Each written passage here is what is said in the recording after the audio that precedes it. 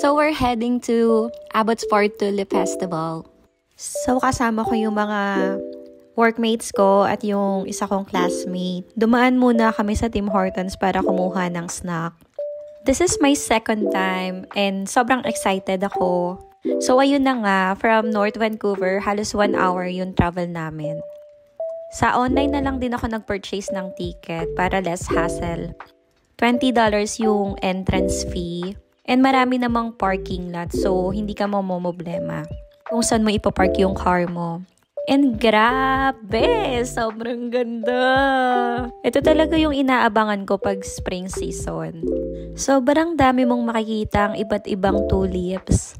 And sobrang lawak niya. Iba talaga yung feeling, no, kapag nakakakita ka ng flowers.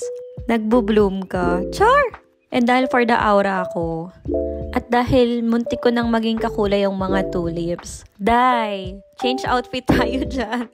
Nagtitiis lamig nga din kami mga mi kasi hindi mo alam kung aaraw or uulan ba. Kung makikita nyo yung ibang part, parang ang gloomy, diba?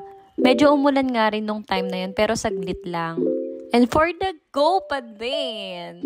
Halos 1 month nga lang tong festival na to kaya sinusulit din namin na makapunta dito. And grabe, sobrang mag-e-enjoy ka talaga. Feel na feel mo talaga ang aura. Hindi talaga to nakakasawang balikan, promise. Kasi dati pangarap ko lang makakita ng tulips pero ito madami pa. So ang alam ko hanggang May 7 na lang sila. Kaya buti na lang, nag-set kami ng mga friends ko na pumunta dito. Paka-unbelievable ng place na to, grabe. Tapos yung background mo, bundok pa. Sobrang perfect niyang tignan.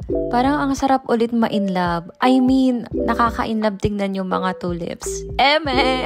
So thank you Mel, Zach, Chris, and Miles. And that's it. Bye!